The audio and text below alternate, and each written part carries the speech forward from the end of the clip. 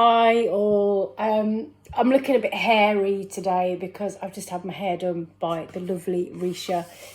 So please excuse all the curls. This hasn't been done the video, but I do want to have a quick chat today about you. If you've gone through some kind of trauma or abuse in your life, or even people just being a bit, coercive towards you or controlling, whatever you do in your life. And I have memories. I have really bad memories of abuse. Without going into too much detail, I was beaten quite badly when I was 3 by a stepdad, physical beating. I was touched sexually by my father when I was 5. Then I was about 7, sexually by a babysitter. And then when I was 10, my friend's dad was sexually abusing me.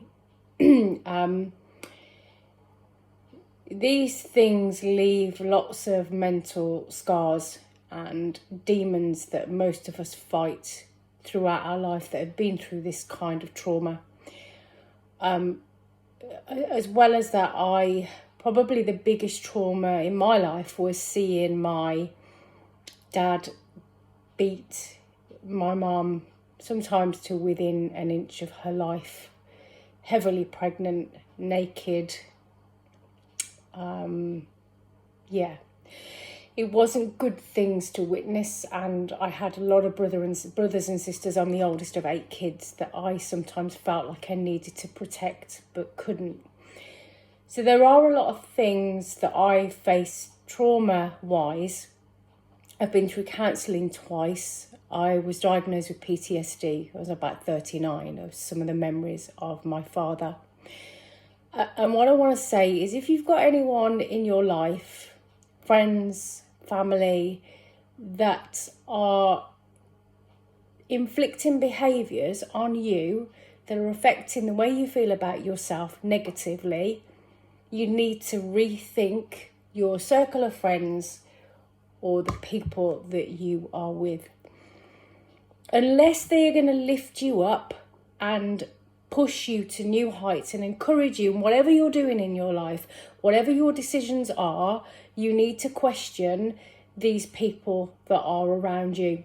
Now, everything I do, I have a very supportive husband.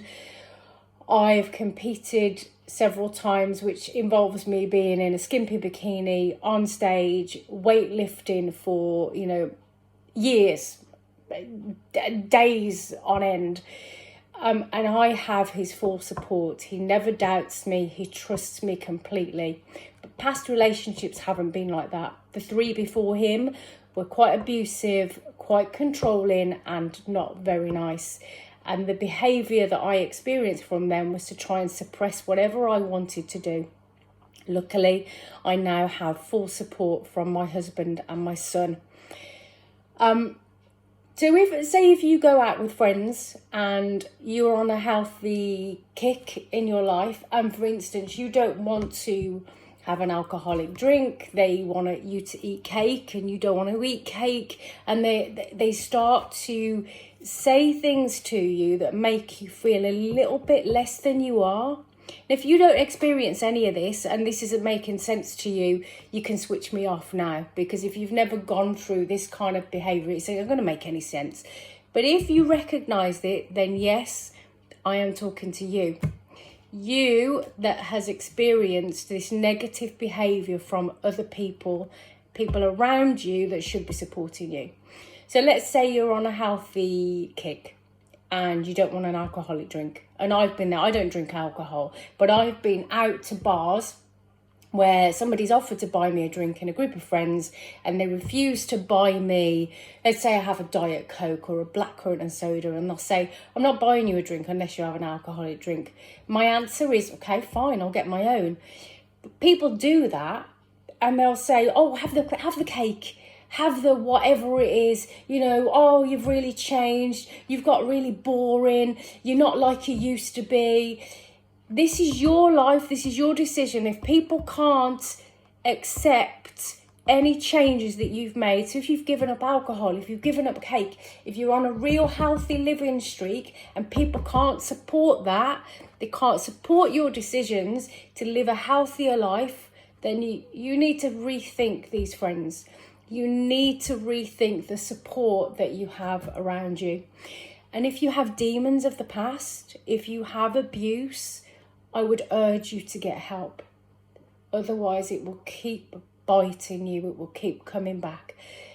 Face these fears, face these demons. And I'm not saying they're ever going to go away. I still have triggers. I still have the odd thing.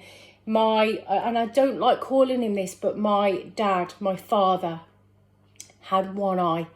I can sometimes see people with one eyes, glass eyes, the smell of alcohol, the certain shape of a man.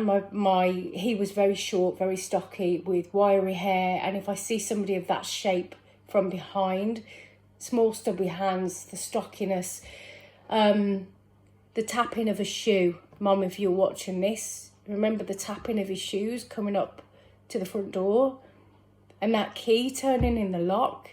Sometimes there are going to be triggers, and these triggers will keep coming to bite you. But did I make any of those decisions at the age of 3, 5, 7 and 10? Did I do anything for those people to abuse me in the way they did? No. And if it's happened to you, you didn't do that. You didn't make that decision. Those people, those adults that should have been responsibly looking out for you, made the decision to put all that onto your shoulders. It wasn't you. It was never your fault. And likewise, if you were being influenced by people around you negatively, telling you to do things you don't want to do, that is not your fault. It is not you. Get these people away from you, and anyone that's ever hurt you, bullied you, made you feel less than you are, get rid of them. I just wanted to talk about anything that is still haunting you.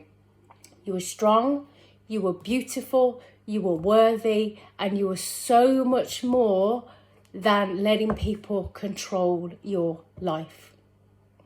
Just food for thought. Have a great evening.